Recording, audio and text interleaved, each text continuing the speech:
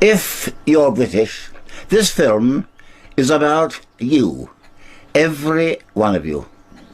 Something is happening in Britain which increasingly intrudes into the way you live.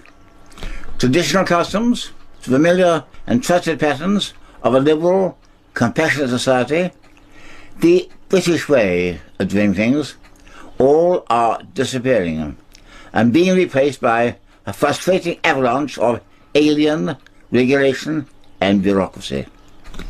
This is happening not as a result of popular demand, but as a result of British membership of the European Union.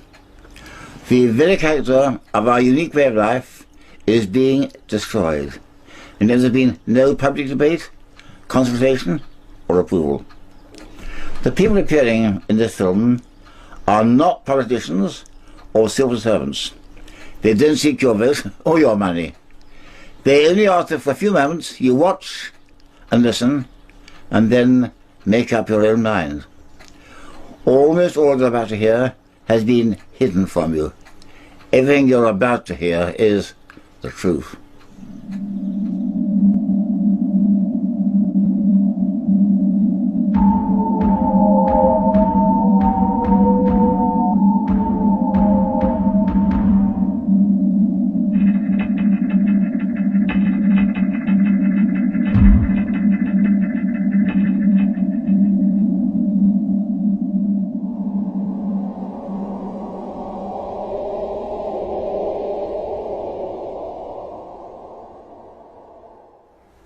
For the last 34 years, British politicians have been hiding from you the fact that they've been handing over the governance of your country to Brussels.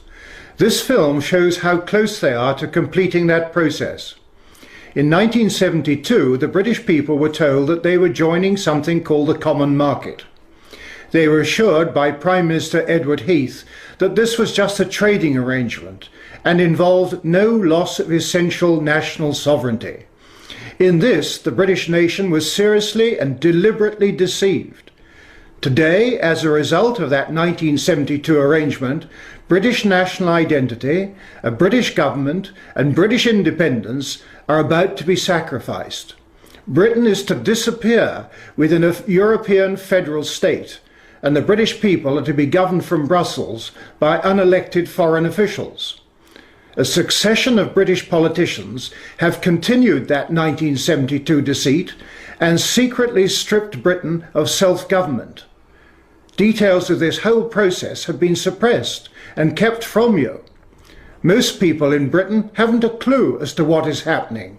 Christopher Booker explains why.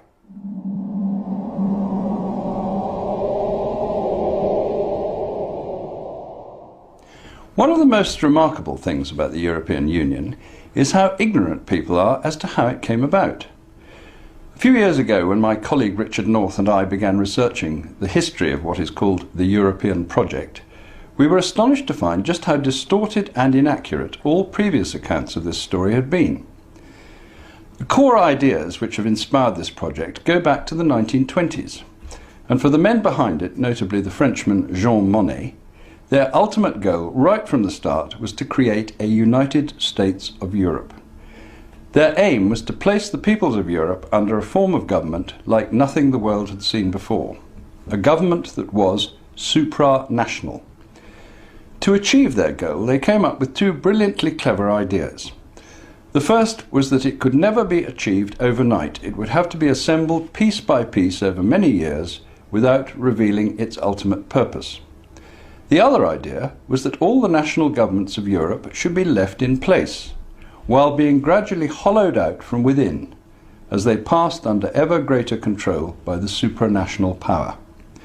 Thus, what amounted to a slow-motion coup d'etat could take place without people realizing what was happening.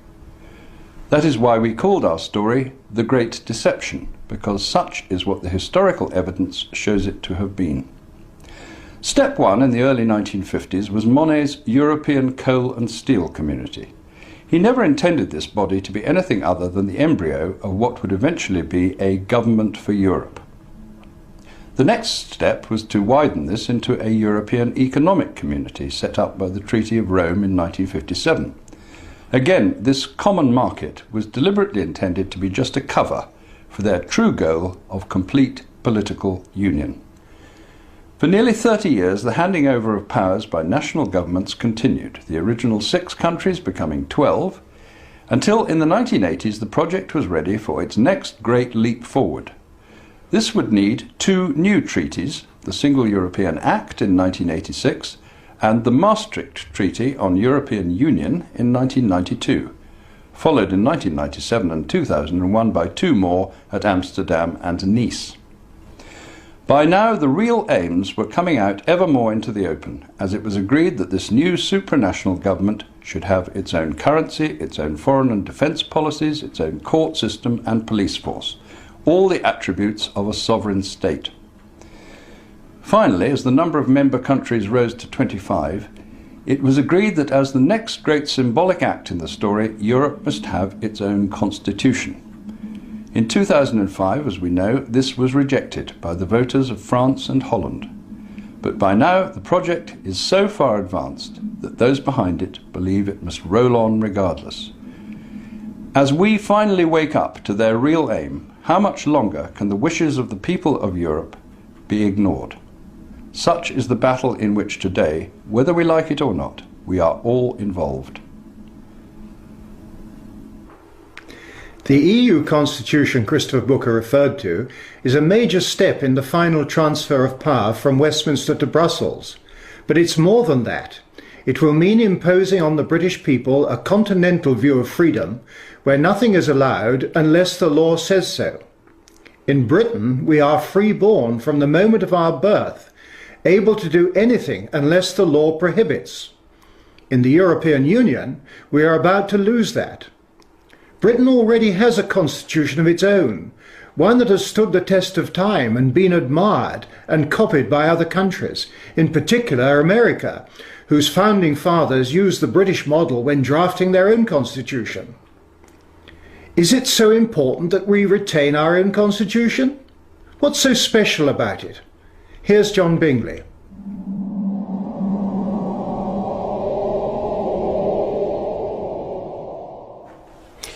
A constitution should define the relationship between the governance of a nation and its people, setting limitations on power and providing the people with safeguards that protect them by securing the means of redress and remedy.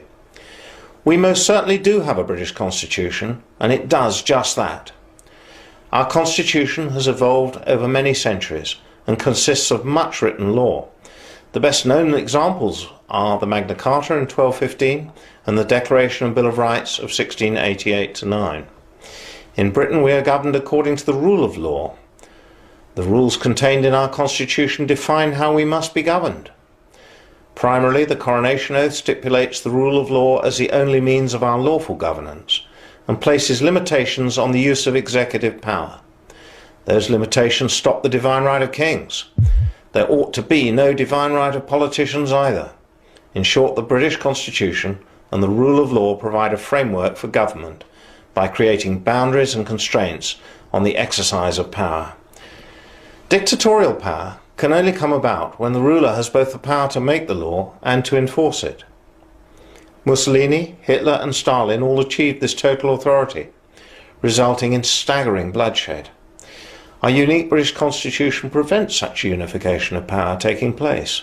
Some vital principles of our Constitution are the right to jury trial, the right of habeas corpus, the presumption of innocence, the right to silence, no taxation without representation, no cruel and unusual punishments.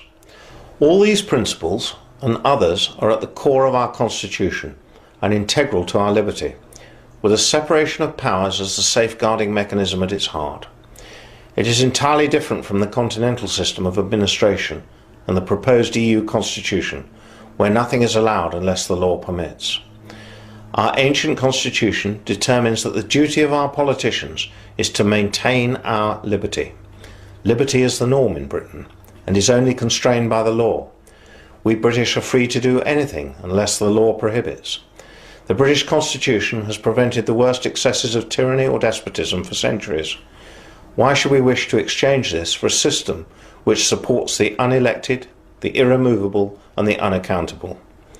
The imposition of the EU Constitution will mean the end of the British Constitution, and along with it will go all the protections we have enjoyed for centuries, including our right and our children's right of self-determination.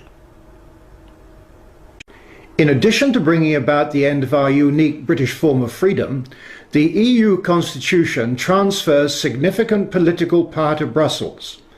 This, together with the combined losses brought about by the 5 treaties, means that the British people will no longer be free to govern themselves. We are close to the end game. But the EU Constitution, we were informed, could only be implemented if all 25 countries ratified it. Christopher Booker has been examining whether or not that condition has been observed, and what the EU Constitution really means.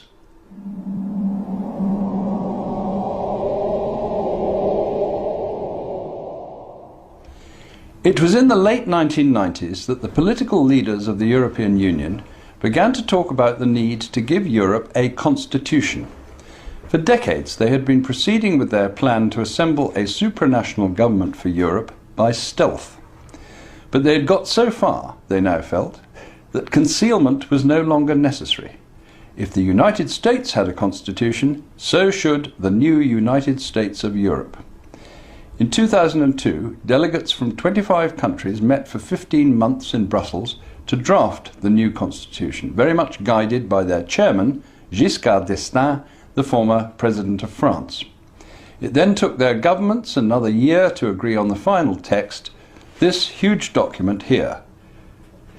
The original American Constitution had just 7 articles.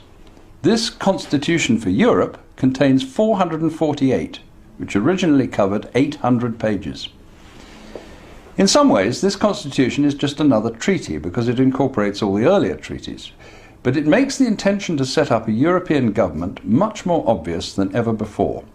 It gives the European Union, the Union as they now call it, pretty well all the attributes of a fully fledged state, with its own flag, its own currency, its own foreign and defence policies, its own courts and legal officers, its own federal police force. It gives the Union for the first time its own legal personality, with the right to behave on the international stage just like any sovereign government. It recognises for the first time in a treaty the principle that the laws of the Union are superior in every respect to those made by national parliaments and courts. It marks a further massive handing over of powers from national governments to the central government in Brussels. It greatly extends the areas of life where Brussels has the power to dictate policies and laws.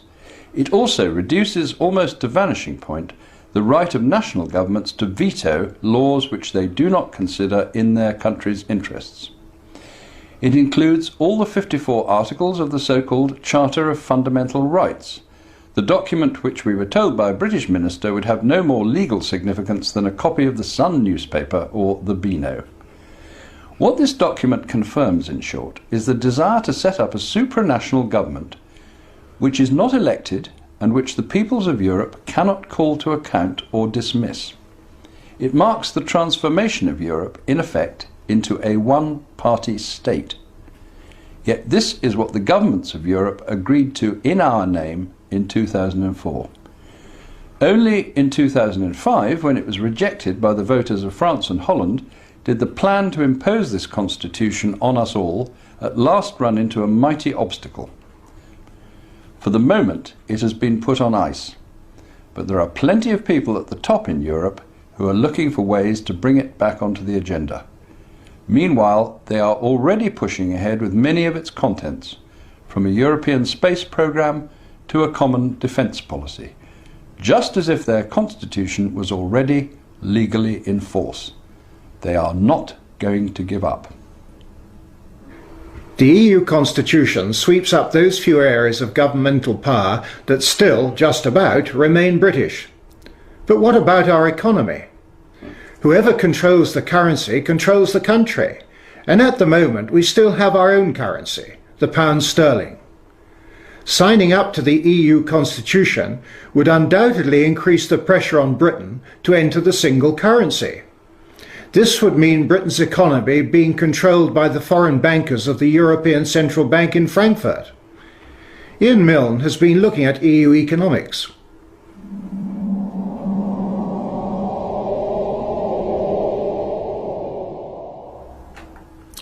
There's a huge misconception that the EU political economic model represents the future. Big mistake. Let me explain. The EU model is copied nowhere in the developed world. The relatively few customs unions that do exist are in poor African and Latin American countries, former Soviet satellites, and some of the Gulf states. But outside Europe, no major industrial trading nation, not the USA, not Japan, not South Korea, not Singapore, not Australia, not Chile, has chosen to conduct its trade via an EU-type customs union and single market. Neither, and here's the killer fact, have tomorrow's economic giants, China and India. All have chosen user-friendly, light-touch, government-to-government arrangements. That's the future, trade-wise. The claim that the UK needs the EU for its trade and jobs is an empty one. Over 90% of the UK economy is not involved in exporting to the EU. The USA, not in the EU, sells more to the EU than the UK does, without paying a penny to Brussels or imposing 1 ounce of EU regulation on the US economy. The UK has a huge and growing deficit on its trade with continental Europe, and the cost of UK membership of the EU massively outweighs the benefit. British access to the 6% of the world's population living in the EU costs us a fortune. The Treasury hands over £250 million of our taxes to Brussels every single week. British access to the other 94% of the world's population outside the EU is free. The fact is, the EU is the past, invented in the 1950s to meet the failures of the 1930s. But in tomorrow's world, it'll soon be an irrelevance, overshadowed by the USA, China and India, all of which, as it happens, conduct their business in English. Those are the countries we have to be free to engage with, as equals, to build a better world in the 21st century. It's time this country got out and embraced the future. So our political power has been handed away, our constitutional power is planned to go, and our economic power is being seriously threatened. All this was planned and must happen if the EU is to control us completely. But that isn't enough. Everything that is British must go, and that's where local government plays its part in dismantling the British state. Part of the political takeover is the hollowing out process Christopher Booker spoke of earlier, and the pretense that our Parliament still governs Britain, whilst in reality it is merely the puppet of Brussels. Eventually, Westminster will cease to exist, and 12 regional governments, answerable to Brussels, will take over.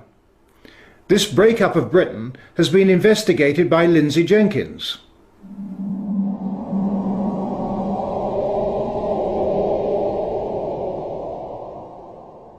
For generations, we in the United Kingdom have enjoyed democratic local government.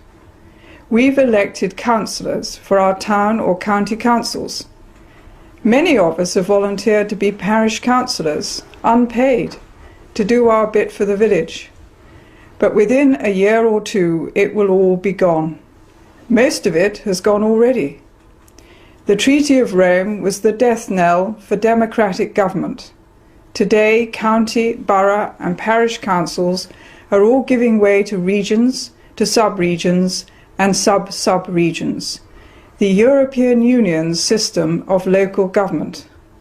But it's taken time to destroy what was British and replace it with the European model.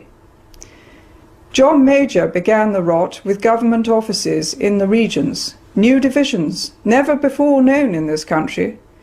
But when Tony Blair won that landslide victory in 1997, the destruction accelerated. London, Scotland, Wales and Northern Ireland now have their own elected assemblies. The one in Edinburgh is grandly called a parliament. They may think they have a large measure of independence and freedom, but each is just a region in the European Union. And what about the rest of England? That's divided into 8 regions, the South West, the South East, the East Midlands and so on, but with appointed assemblies. When people in the northeast gave a resounding thumbs down to an elected assembly, the appointed assembly just carried on regardless. But assemblies don't matter. Elected or not, they're just wallpaper.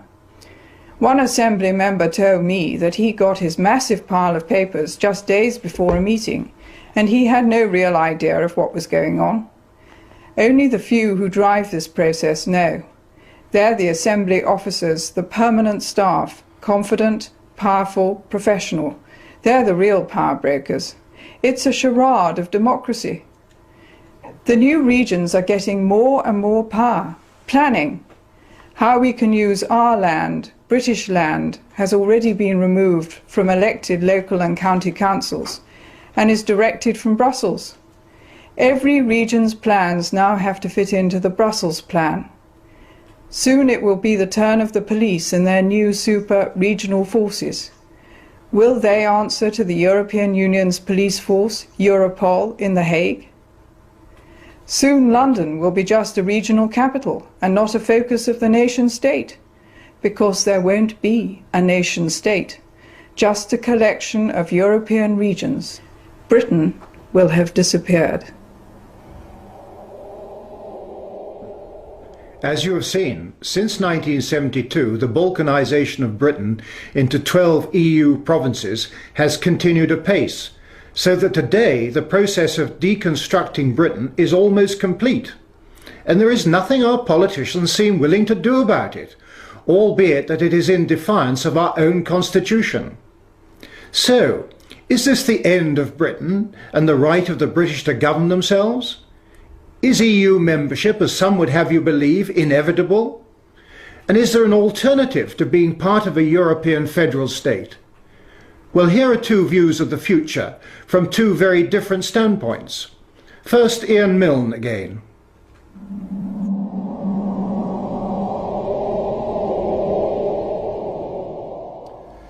The story of the next 50 years is going to be the rise and rise of the world outside the EU, where the other 94% of the population of the planet lives. In that vibrant, growing 94%, the independent, self-governing nation is the rule, not the exception.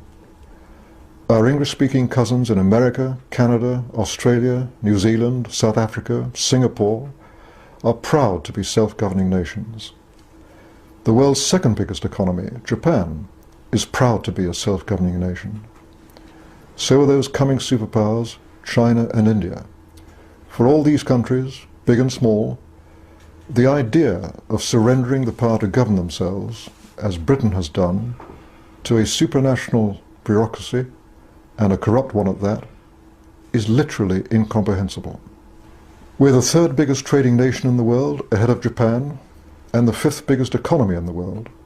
We're the headquarters of the Commonwealth, that voluntary association of English-speaking, self-governing nations, with members on 6 continents and almost a third of global population.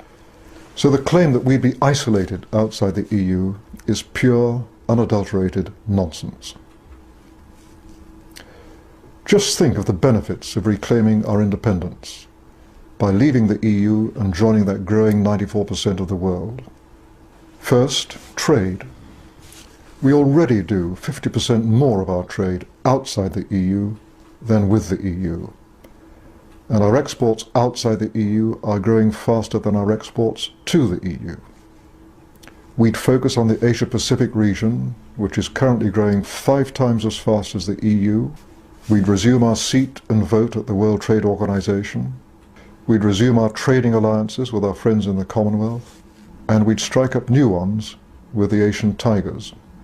Not least, free of the immoral EU Common Agricultural Policy, we'd help the poorest nations in the world by offering them free access to our own markets. Second, defence. It's NATO that's kept the peace in Europe, not the EU. Free of the EU, we'd be able once again to refocus our efforts on NATO, not as at present on the European army that the French and Germans are determined to foist on us. Third, we save huge amounts of our own taxpayers' money. No longer will we hand over £13 billion a year to the EU, a sum that would buy us 12 new hospitals or 4 new aircraft carriers every year. And, as the Chancellor has admitted, we'd save an awful lot more by throwing off the burden of regulation we don't need and by being outside the ruinous common agricultural policy. But most important of all, we'd get our democracy back. That's what getting back sovereignty means. Our own Westminster MPs would once again have the sole power to run our government, a power they've now abandoned to the EU. And we, the citizens, through our right to hire and fire them, would get back control of our own government. After withdrawal, what happens? We continue as members of the United Nations, of NATO, of the Commonwealth, of the World Bank, and so on. We make it clear to the rest of the EU that they're our friends and allies. We keep free trade and free movement of capital with the rest of the EU because they'll be desperate to keep on selling us BMWs and Renaults and Camembert cheese. We're their biggest single customer worldwide.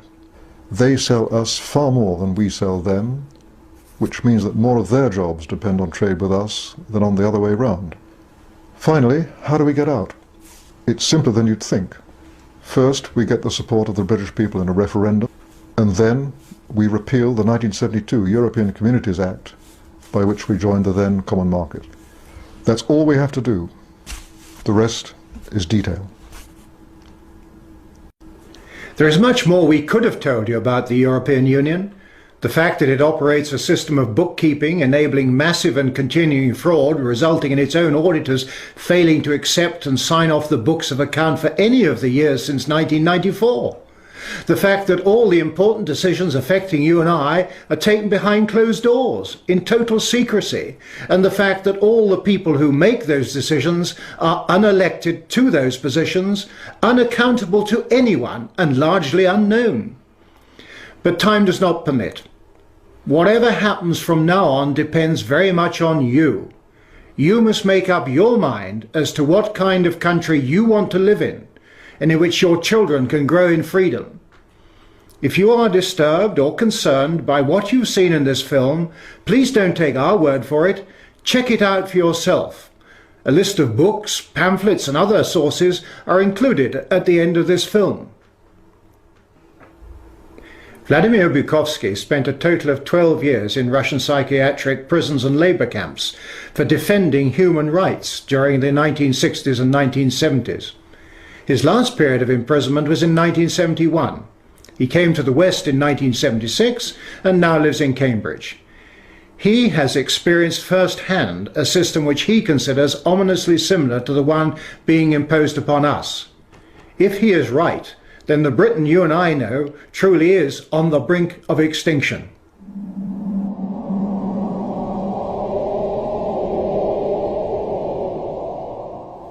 It is really puzzling to me that having just buried one monster, the Soviet Union, another remarkably similar one, the European Union, is being built. Exactly what is the European Union? Perhaps by examining the Soviet version we can get the answer. The Soviet Union was governed by 15 unelected people who appointed each other and who were not accountable to anyone.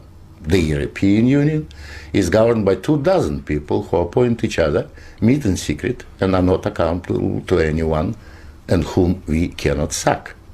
One might say that the EU has an elected parliament. Well, the Soviet Union had a parliament of a sort too, the Supreme Soviet. We just rubber-stamped the Politburo decisions, pretty much like the European Parliament does, where speaking time in the chamber is limited within each group and often amounts to 1 minute per speaker. In the EU, there are hundreds of thousands of bureaucrats with their huge salaries, their staff, servants, bonuses and privileges, their lifelong immunity from prosecution, which is simply shuffled from one position to another, no matter what they do or fail to do. Is this not exactly like the Soviet regime? The Soviet Union was created by coercion and very often with a military occupation. The European Union is being created admittedly not by armed force, but by coercion and economic bullying. In order to continue to exist, the Soviet Union spread itself further and further. The moment it stopped spreading, it started collapsing. And I suspect the same is true of the European Union. We were told that the purpose of the Soviet Union was to create a new historic entity, the Soviet people, and that we must forget our nationalities, our ethnic traditions and customs. The same seems to be true of the European Union. They don't want you to be British or French, they want you all to be a new historic entity, European, to suppress all your national feelings and live as a multinational community. After 73 years, the same system in the Soviet Union resulted in more ethnic conflict than anywhere in the world. In the Soviet Union, one of the grand purposes was the destruction of the nation state. And that's exactly what we observe in Europe today. Brussels intends to absorb nation states so that they should cease to exist. Corruption was built into the Soviet system from top down, and so it is in the EU. The same endemic corruption activity that we saw in the old Soviet Union has flourished in the EU. Those who oppose or expose it are silenced or punished. Nothing changes. In the Soviet Union, we had a gulag. I think we have a gulag in the European Union also, an intellectual gulag known as political correctness. When anyone tries to speak their mind on questions of race or gender, or if their views differ from those approved, they will be ostracized. This is the beginning of the gulag, the beginning of your loss of freedom. In the Soviet Union, they told us we needed a federal state to avoid war. In the European Union, they are telling you exactly the same thing. In short, the same ideology underpins both systems. The EU is an old Soviet model presented in Western guise. But again, like the Soviet Union, the European Union has within itself the seeds of its own demise. Unfortunately, when it collapses, and it will leave immense destruction behind, and we will be left with huge economic and ethnic problems. The old Soviet system was incapable of reform, so is the European Union. But there is an alternative to being ruled by those 24 self-appointed officials in Brussels. It is called independence. You don't have to accept what they have planned for you. After all, you have never been asked if you wanted to join. I have lived in your future, and it didn't work.